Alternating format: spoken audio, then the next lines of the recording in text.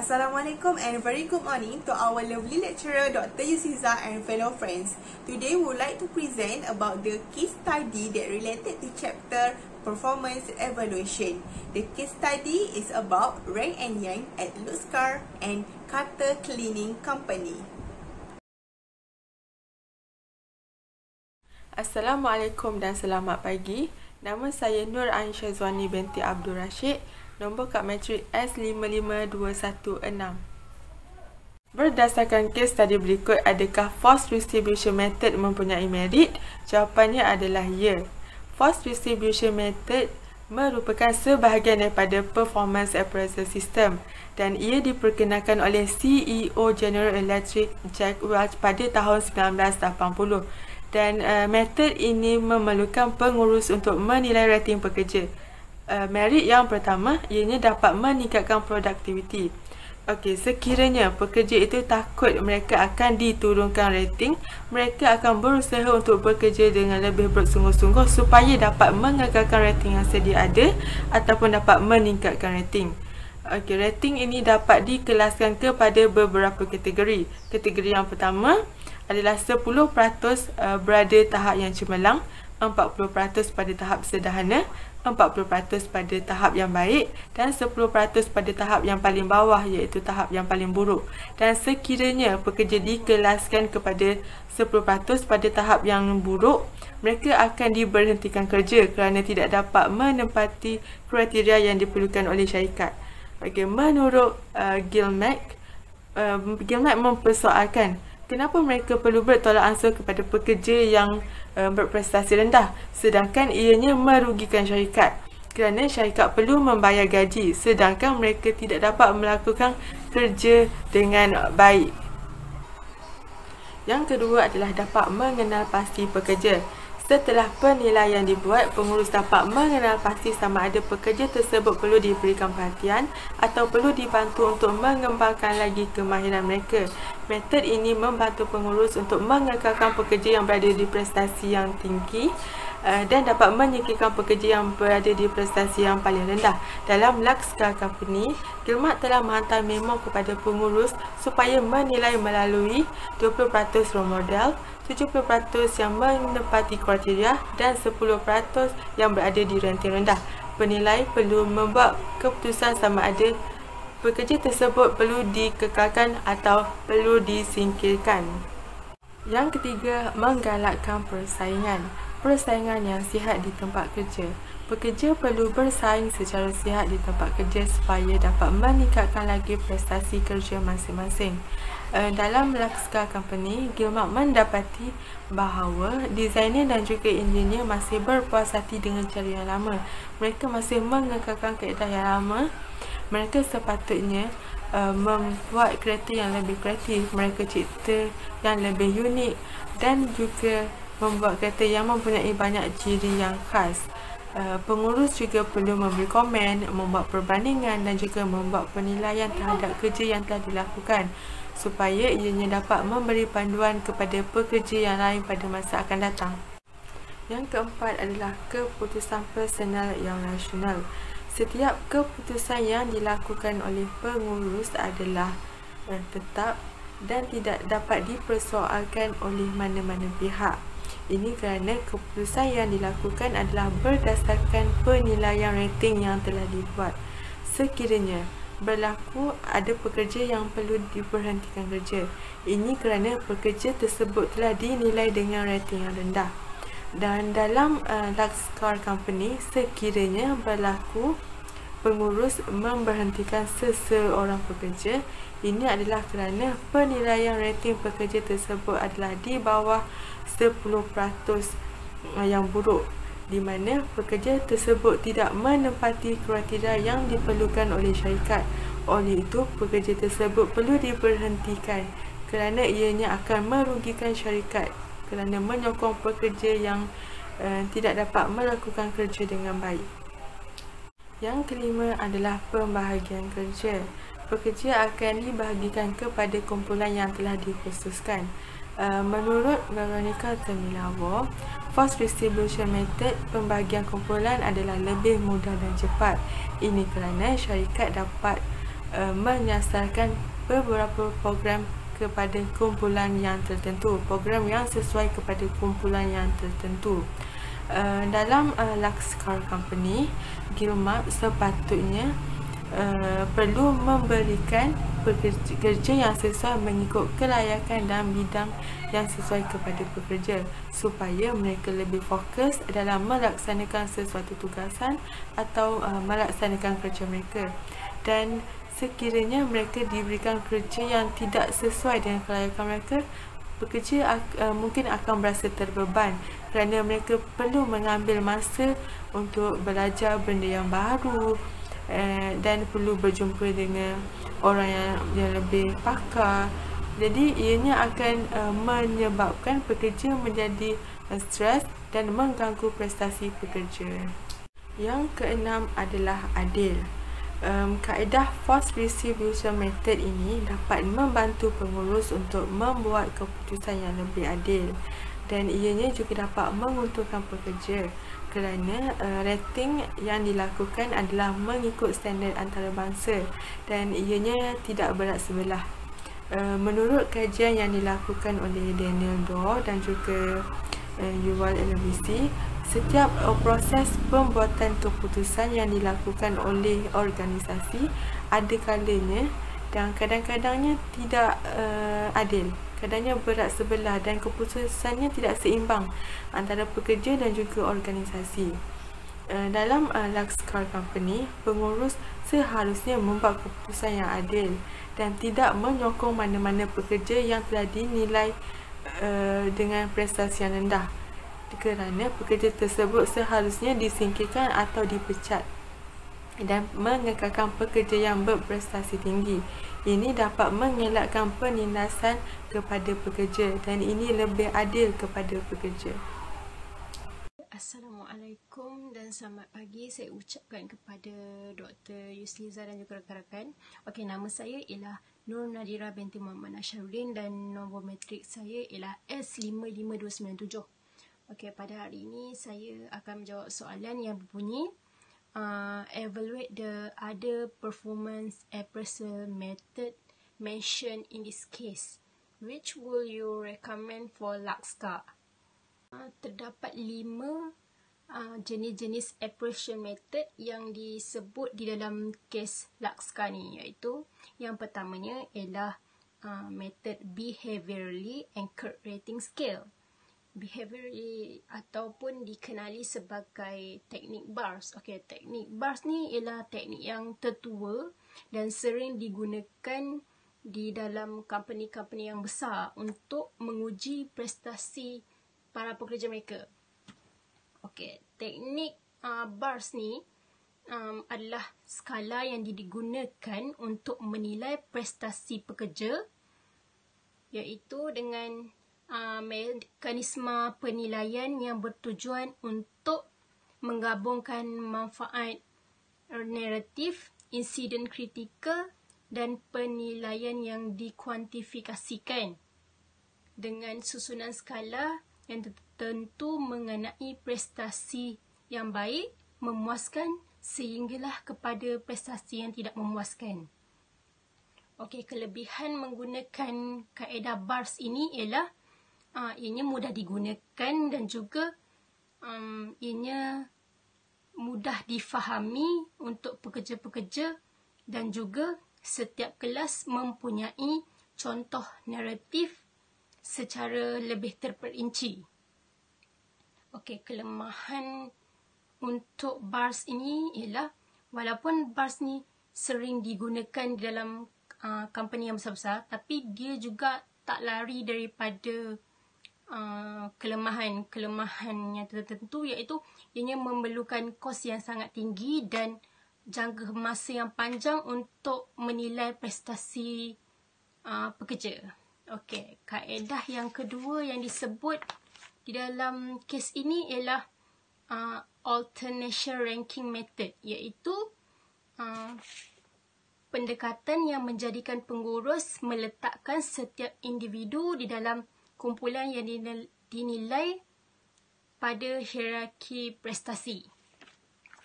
Okey, di mana pekerja yang berprestasi tinggi, kiranya top performance yang bagus, yang cemerlang diletakkan di tingkat yang paling teratas, dan pekerja yang tak mencapai dia punya tahap minimum KPI akan diletakkan di tahap yang paling bawah sekali. Okey. Kelebihan menggunakan teknik alternation ranking method ini ialah ianya dapat mengenal pasti prestasi terbaik dalam memenuhi matlamat sesebuah syarikat. Okey, lepas tu teknik ni pula macam ini akan memungkinkan pengurus untuk memberi perhatian yang lebih kepada mereka yang berpotensi tinggi untuk bersama-sama dan terus kekal di dalam company tersebut untuk mencapai matlamat company tersebut. Okey, kelemahan menggunakan teknik ini pula ialah di mana ianya boleh menimbulkan perselisihan faham di antara pekerja-pekerja yang lain. Ianya juga akan membuatkan pekerja menjadi stres dan akan membuatkan malas untuk datang bekerja. Lepas tu lama-lama kemungkinan besar juga diorang akan nak berhenti kerja dan membuatkan company terpaksa mencari pekerja yang barulah untuk menggantikan pekerja-pekerja yang dah keluar daripada company tersebut. Kaedah ketiga yang disebut dalam kes ini ialah kaedah critical incident method, iaitu kaedah ni lebih fokus terhadap kelakuan pekerja dalam membuat perbezaan di antara tugasan yang berkesan dan tidak berkesan. Okey. Matlamat utama critical incident method ni ialah untuk tentukan sejauh mana seseorang pekerja tu memenuhi petunjuk prestasi utama pekerjaan mereka, sama ada mencapai KPI ataupun tidak. Kalau mereka tak mencapai KPI yang dikehendaki di dalam company tersebut, ianya akan melibatkan urusan campur tangan daripada pihak atasan lah, iaitu sama ada mereka akan memberikan latihan kepada pekerja ataupun memberi motivasi, ataupun yang paling teruk sekali tamatkan terus kontrak pekerja tu. Tu yang paling kejam lah. Okey. Untuk kelebihan kaedah ni ialah ianya penilaian prestasi berdasarkan tinjauan daripada manager tu sendiri untuk meluangkan lebih masa dengan pekerja supaya manager dapat membantu pekerja-pekerja mereka dan memberikan bimbingan dan motivasi untuk mencapai sesuatu matlamat company lah. Okey. Kelemahan menggunakan kaedah ini pula ialah ianya memerlukan masa yang panjang untuk menilai pekerja tersebut. Okey, kaedah keempat yang dimention dalam kes ni ialah kaedah management by objective. Okey, management by objective ni ialah model yang meningkatkan prestasi organisasi dengan menentukan objektif yang dipersetujui oleh pihak pengurusan dan pihak pekerja sendiri. Okey, ianya pada dasarnya adalah proses yang berorientasikan hasil. Fokus utama kaedah ini ialah menetapkan dan mengawal sesuatu matlamat. Manager perlu membuat perancangan yang terperinci di mana mereka perlu menumpukan perhatian yang lebih kepada tugasan untuk meningkatkan prestasi dengan mengurangkan kos dan memanfaatkan peluang. Okey, perancangan yang lebih baik dan akan meningkatkan produktiviti dan keuntungan yang tinggi kepada company. Okey. Okey, untuk kaedah terakhir yang dimention dalam kes ni ialah kaedah the mix method. Okey, kaedah the mix method ni ialah kaedah di mana campuran secara sistematik yang menggabungkan dua atau lebih daripada kaedah penilaian prestasi pekerja. Ianya berpotensi pada setiap peringkat proses penilaian yang menggunakan data kuantitatif dan juga kualitatif. Tujuannya adalah untuk menambahkan dan melengkapkan kesahihan sesuatu maklumat. Secara keseluruhannya, kaedah mixed method ni memerlukan pengurusan perancangan yang teliti pada setiap proses penilaian. Kekuatan kaedah mixed method ni ialah ianya memperoleh hubungan pemahaman yang jauh lebih baik atau percanggahan antara data kualitatif dan juga kualitatif. Mereka juga akan memberi peluang kepada peserta untuk berkongsi pengalaman dalam proses penyelidikan. Okey, itu saja daripada saya. Sekian, terima kasih. Jawapan kepada persoalan tersebut adalah mustahil untuk mencari kaedah penilaian prestasi kerja yang sempurna. Ini kerana setiap penilaian prestasi pekerja ada mempunyai keburukan dan kebaikan yang tersendiri. Ini dapat dilihat apabila syarikat Luxcar mereka telah menggunakan kaedah force distribution method, dan dalam masa 3 bulan sahaja kesannya dapat dilihat apabila pekerja mula melakukan protes dan ada sebahagian pekerja yang berhenti kerja secara tiba-tiba, kerana bagi mereka setiap kerja yang telah mereka lakukan, segala komitmen yang mereka lakukan tidak dipandang oleh pengurus, dan mereka tidak akan menjadi contoh yang terbaik kepada pengurus walaupun mereka telah memberi sepenuh fokus, sepenuh perhatian terhadap kerja yang telah mereka lakukan. Ini membuktikan bahawa setiap penilaian prestasi pekerja ada kebaikan dan keburukan yang tersendiri.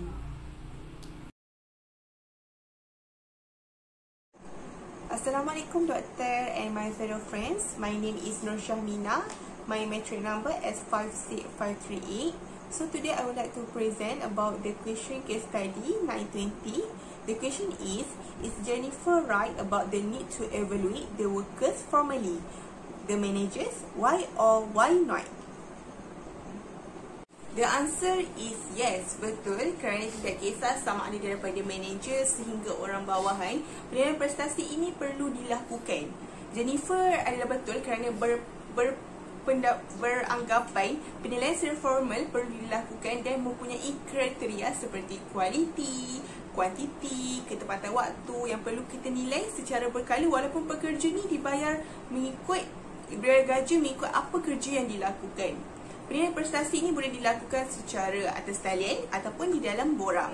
Dalam satu buku, Managing Human Resources, menurut Snell, Morris and Bolander 2016 edition ke-17, penilaian prestasi merupakan satu pendekatan yang digunakan oleh pihak pengurus untuk mengukur prestasi pekerja berdasarkan piawaian yang ditetapkan bagi memudahkan matlamat strategi organisasi.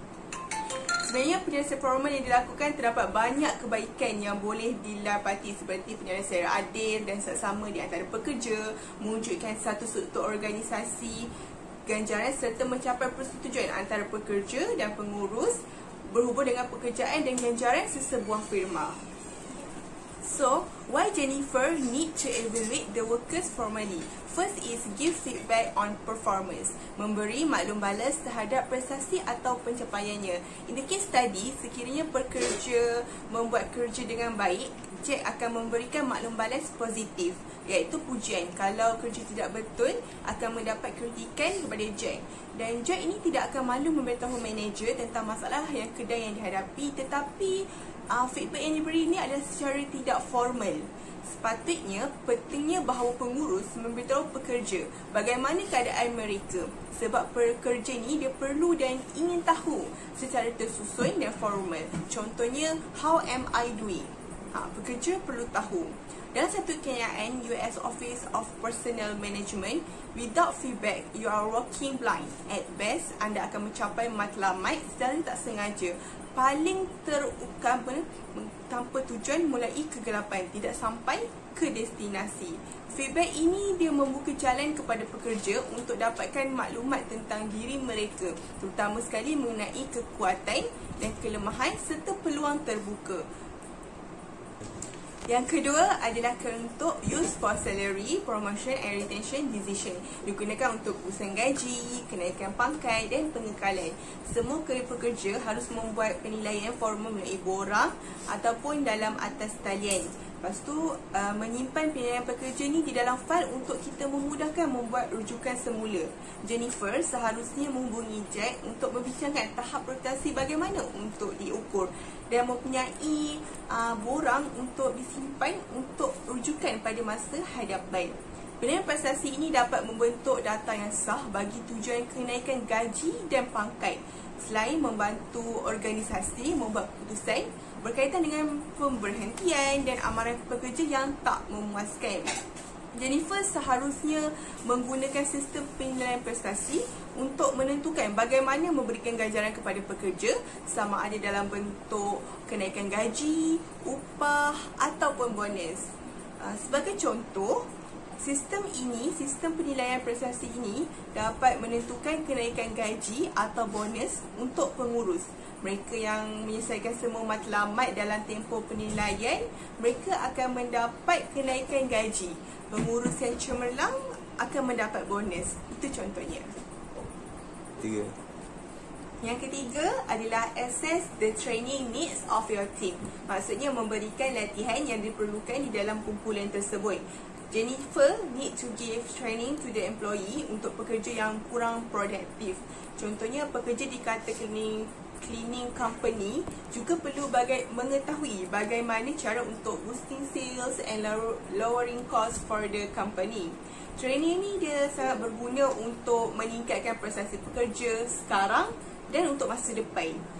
Melalui penilaian prestasi secara formal ni, kita dapat menjadikan satu format yang mencadangkan program-program khusus untuk membantu meningkatkan prestasi pekerja.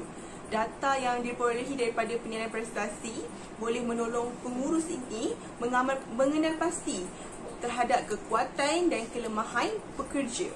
Berdasarkan data ini, mereka boleh membimbing dan menolong pekerja memperkembangkan skill mereka dengan menyediakan latihan-latihan. Seperti contoh, menyediakan latihan Microsoft Excel kepada pekerja supaya pekerja dapat meningkatkan lagi tahap kemahiran penggunaan Microsoft Excel. So, why need Jennifer for evaluate the workers formally? Because yang keempat adalah to identify the strength and weakness of employee. Mengenal pasti kekuatan dan kelemahan pekerja. Dengan adanya performance appraisal ini, Jennifer dapat ada satu cara untuk Jennifer mengenal pasti kekuatan dan kelemahan pekerja kata cleaning company. Dengan ini, pekerja turut dapat menilai prestasi mereka sendiri dan memahami bagaimana untuk meningkatkan pekerjaan ataupun kecekapan mereka. Contohnya, daripada segi kekuatan, achieve perfect attendance. Baik, daripada kelemahannya adalah selalu lambat after break time. So, dekat sini, manager boleh membuat langkah-langkah untuk mengatasi kelemahan-kelemahan pekerja ini. According to Professor of Management, Sir Wayne Kaiso, sorry kalau salah sebut, penilaian prestasi adalah penilaian yang sistematik, menilai kekuatan pekerja, seseorang pekerja yang relevan dan kelemahan pekerja. Dalam penilaian prestasi, meri pekerja seperti inisiatif, sistematik, kesetiaan, personality dibandingkan dengan orang lain. Kemudian, setiap pekerja ini diberi tahap atau kedudukan penilaian seperti rank pertama, peringkat kedua dan sebagainya. Jadi, jika pekerja mempunyai kadar kehadiran yang terbaik, maka diberikan rank pertama, hadir dan sebagainya. Poin yang terakhir iaitu poin yang kelima adalah linking performance management to company goals. Mengaitkan pengurusan prestasi dengan syarikat. Pengurusan prestasi setiap pekerja diperlukan untuk mencapai matlamat syarikat. Sebuah syarikat ni akan membina matlamat ke dalam sistem pengurusan prestasi selaras dengan kemampuan dan kelebihan pekerja. Di dalam kata cleaning employee kata cleaning company, many employees didn't stick around long enough to be appraisable anyway. So why this happened? Because Jennifer tidak buat penilaian prestasi secara formal, mengetahui kekuatan dan kelemahan pekerjanya dahulu. Kerjasama yang tinggi dan komunikasi yang bagus, kesannya produktiviti organisasi ni akan lebih baik. Secara spesifiknya adalah untuk memberitahu pekerja bagaimana tentang kedudukan mereka dalam organisasi tersebut untuk meningkatkan keberkesanan dan produktiviti organisasi. Jadi performance menilai prestasi pekerja, melakukan penilaian kepada pekerja secara formal sangat diperlukan dalam sesebuah syarikat. Assalamualaikum dan salam sejahtera saya ucapkan kepada Dr. Yusliza dan rakan-rakan sekalian. Terlebih dahulu, saya memperkenalkan diri saya. Nama diberi Nur Alia Syuhada binti Mat Yusof, nombor matrik S55375. Hari ini saya akan menjawab persoalan tentang huraikan kaedah penilaian prestasi untuk pekerja dan pengurus di setiap syarikat. Untuk kes kata cleaning company, kaedah yang boleh digunakan adalah melalui dua cara. Yang pertama, kaedah grafik rating skala. Kaedah ini sangat popular dan sangat simple yang boleh digunakan oleh pengurus dalam membuat penilaian terhadap pekerja-pekerjanya. Kaedah ini menggunakan satu senarai skala mengikut tahap kemampuan setiap pekerja-pekerjanya daripada tahap kecemerlangan hinggalah tahap kurang memuaskan. Kaedah ini boleh diukur melalui ciri-ciri yang diperlukan oleh setiap syarikat seperti kehadiran pekerja, kualiti pekerja, kemahiran pekerja dan banyak lagi. Berdasarkan kes ini, kata cleaning company tidak pernah menilai pekerja-pekerjanya secara formal sejak syarikat ini ditubuhkan lagi. Menurut salah seorang pekerjanya iaitu Jack, dia memberitahu bahawa dia sendiri telah menilai pekerja-pekerja yang lain. Oleh hal yang demikian, jelaslah bahawa kata cleaning company perlu menggunakan kaedah grafik rating skala kerana ia dapat membantu syarikat ini membuat penilaian secara formal dan kaedah ini sangat mudah digunakan. Kaedah yang kedua yang boleh digunakan adalah kaedah Management by Objective atau lebih dikenali sebagai MBO. MBO ialah salah satu kaedah yang memerlukan pengurus atasan dan pengurus bawahan membuat perbincangan untuk mencapai objektif syarikat yang sebenarnya. Berdasarkan masalah yang dihadapi oleh kata cleaning company, Jack telah melakukan pelbagai pekerjaan selain daripada pekerjaannya yang asal. Jack juga tidak berasa malu untuk melaporkan kepada pihak atasan sekiranya mengalami masalah ketika melakukan pekerjaannya. Kelebihan yang ada dalam kaedah MBO ini adalah banyak. Antaranya adalah ketelusan, pengurusan yang cekap, perancangan yang berkesan. Bahagian yang penting dalam kaedah MBO ini juga adalah memeriksa prestasi pekerja melalui pemantauan prestasi pekerja. Ia juga dipraktikkan secara meluas dalam penilaian prestasi pekerja untuk kenaikan pangkat pekerja dan memberi bonus kepada pekerja. Kesimpulannya, dengan menggunakan dua kaedah ini, iaitu kaedah grafik rating skala untuk pekerja dan kaedah Management by Objective MBO untuk pihak pengurusan, ia dapat membantu kata cleaning company membuat penilaian pekerjanya secara formal. Itu sahaja daripada kumpulan kami. Sekian, terima kasih.